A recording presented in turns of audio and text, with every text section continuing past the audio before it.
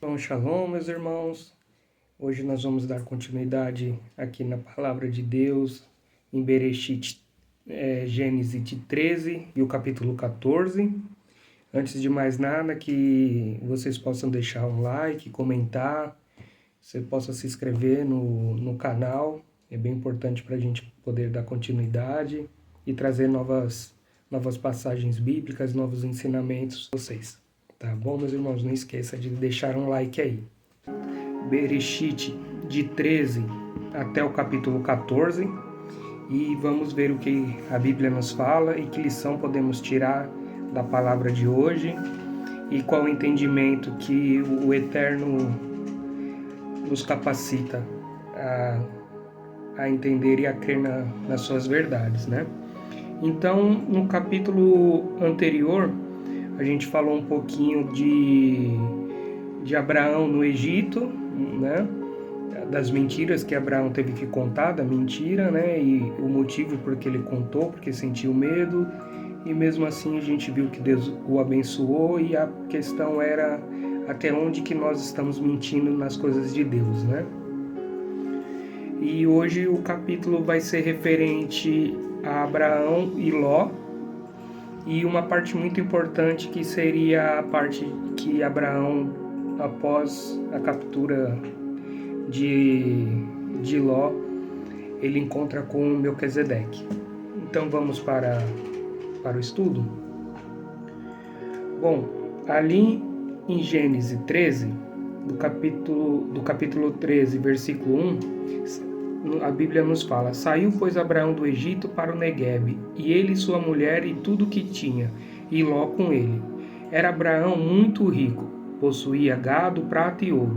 Fez a sua jornada do Neguebe até Betel, até ao lugar onde primeiro estivera a sua tenda, entre Betel e Ai, até ao lugar do altar, que outra hora tinha feito. E aí Abraão invocou o nome do Senhor. Ló, que ia com Abraão, também tinha rebanhos, gados e tendas, e a terra não podia sustentá-los, para que habitassem juntos, porque eram muitos os seus bens, de sorte que não podiam habitar um na companhia do outro. Houve contenda entre os pastores do gado de Abraão e os pastores do gado de Ló. Nesse tempo, os cananeus e os fariseus habitavam essa terra. Então disse Abraão a Ló: Não haja contendas entre mim e ti, entre os meus pastores e os teus pastores, porque somos parentes chegados. Acaso não está diante de ti toda a terra? Peço-te que te apartes de mim. Se fores para a esquerda, irei para a direita. Se fores para a direita, irei para a esquerda. Levantou Ló os olhos e viu toda a campina do Jordão, que era toda bem regada, antes de haver o Senhor destruído Sodoma e Gomorra, como o jardim do Senhor, como a terra do Egito, como quem vai para Zoar. Então Ló escolheu para si toda a campina do Jordão e partiu para o oriente, separando-se um do outro.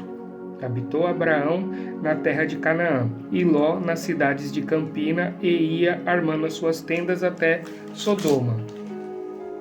Ora, os homens de Sodoma eram os maus e grandes pecadores contra o Senhor. Então aqui a gente entende que a descendência de Abraão ali com as terras, né, em si, elas já iam se aumentando. Nos versículos seguintes, a Bíblia nos fala que Deus depois abençoou Abraão com as terras que ele ficou.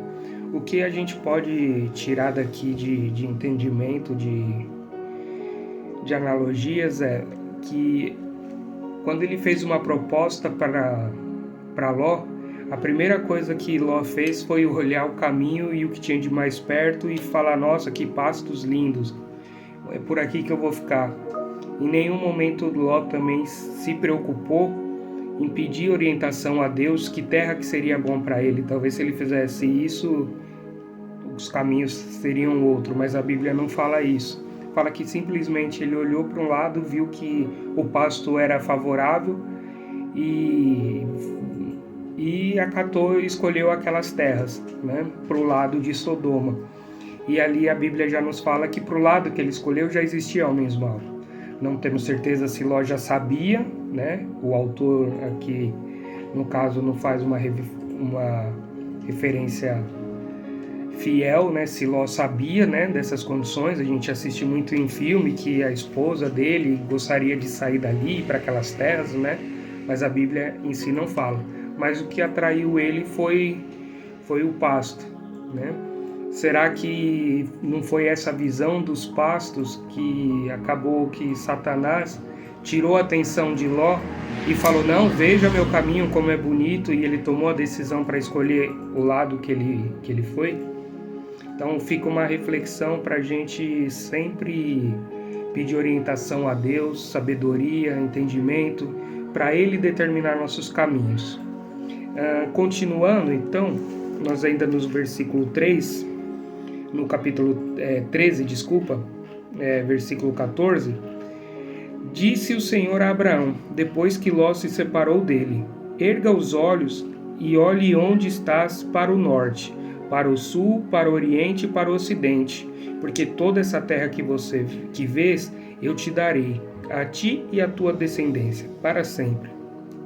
Farei a tua descendência como o pó da terra, de maneira que, se alguém puder contar o pó da terra, então se contará também a tua descendência. Levanta-te, percorre essa terra no seu comprimento e na sua largura, porque eu a te darei. E Abraão, mudando as suas tendas, foi habitar nos carvalhos de Mamré, que estão junto a Hebrom, e levantou ali um altar ao Senhor. Então, novamente, a gente vê Abraão grato, Deus justificando Abraão, Deus colocando Abraão em promessa, e Abraão aceitando e ficando contente, feliz, e ele faz, né, novamente um altar ali para ser erguido para adoração de nosso Deus Jeová, né? Então, o capítulo 14, 13 fica essa lição, não é? que Ló escolhe por ver belezas ali exteriores, não pede orientação de Deus, e mais uma vez Abraão confiando em Deus e sendo grato a Deus, levantando um altar ali para o Senhor. E agora entramos no capítulo 14.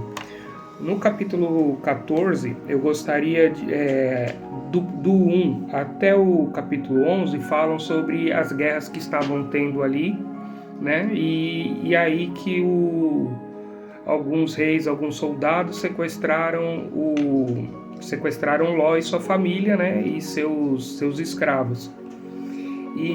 E Abraão, ele é avisado. Então Abraão junta 318 homens, né, que são aptos à luta, e faz uma emboscada durante a noite, né, contra a tribo ou os sequestradores ali de Ló, né?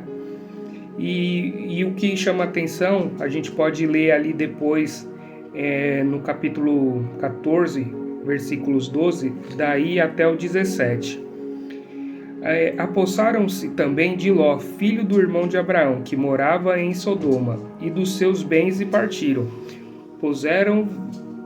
Porém veio um, que escapara, e contou a Abraão o hebreu. Este habitava junto aos carvalhais de Mamré, ou Morrieu, irmão de Escol e de Aner, os quais eram aliados de Abraão. Ouvindo Abraão que seu sobrinho estava preso, fez sair 318 homens, mais capazes, nascidos em sua casa, e os perseguiu até Dan, e repartidos contra ele de noite, e ele e os seus homens feriu-os e os perseguiram até Robá, que ficava à esquerda de Damasco. Trouxe de novo todos os bens, e também a Ló, seu sobrinho, os bens dele, e ainda as mulheres e o povo.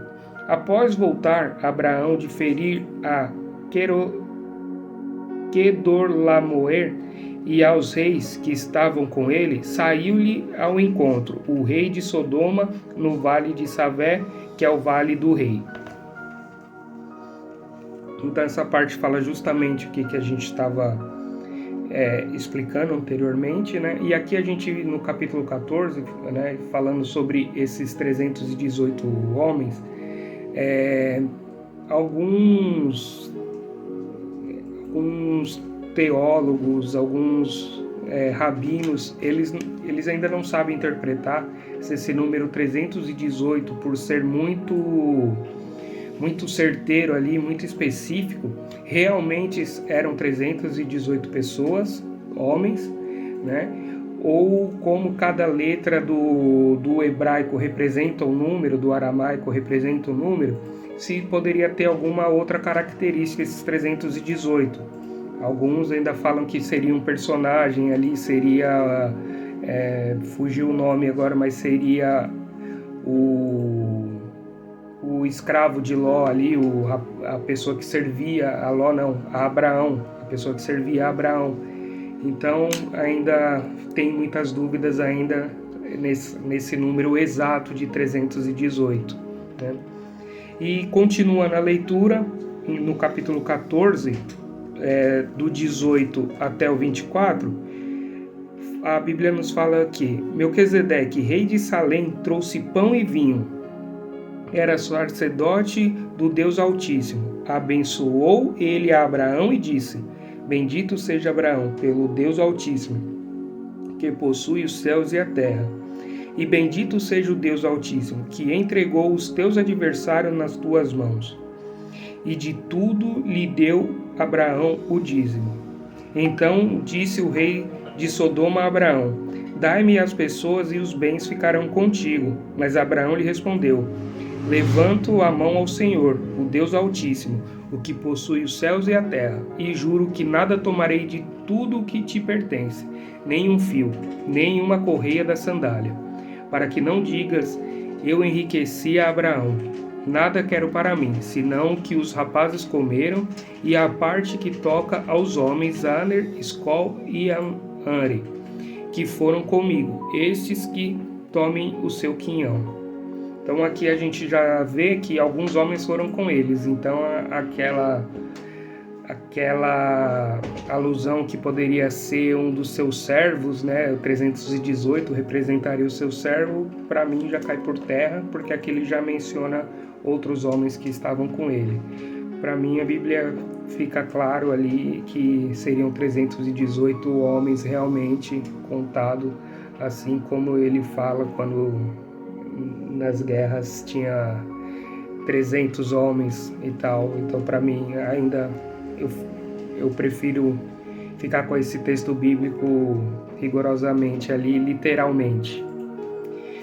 Agora uma parte interessante que alguns textos nos trazem, né, é sobre Melquisedeque. Eu gostaria de fazer essa leitura, porque Melquisedeque, ele era rei e sacerdote. Nenhum personagem é tão fascinante ou misterioso na narrativa de Abraão como Melquisedeque. Seu nome significa rei de justiça, mas não fica claro se este era um nome pessoal ou um título. Além disso, ele era um sacerdote de Deus.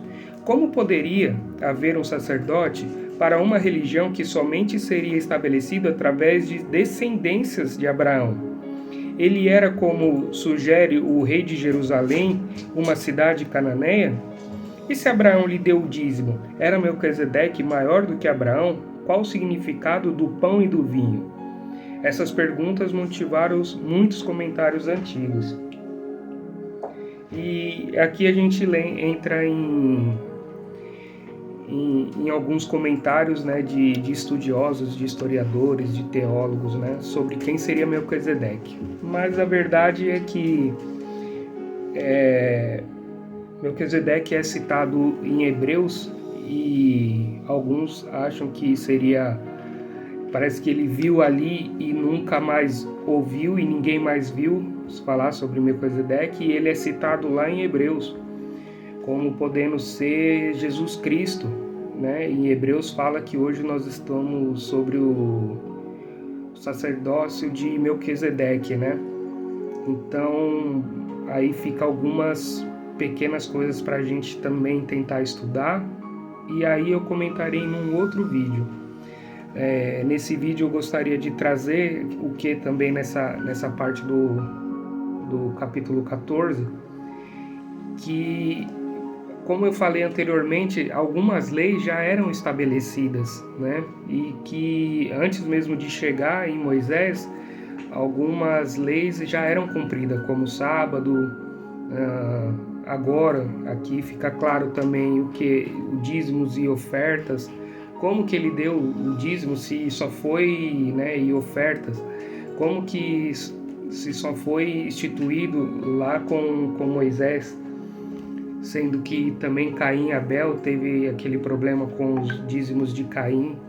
Então fica algumas reflexões e alguns entendimentos de que a lei de Deus é eterna, que não foi abolida, né, como o próprio Cristo fala, e que ela já vem de antes, e ali no tempo de Moisés ela apenas foi colocada em escrita, mas que Adão e Eva já deveriam ouvir ali com os anjos, nas conversas diárias com Deus antes do pecado, sobre as leis de Deus, os mandamentos a cumprir, como que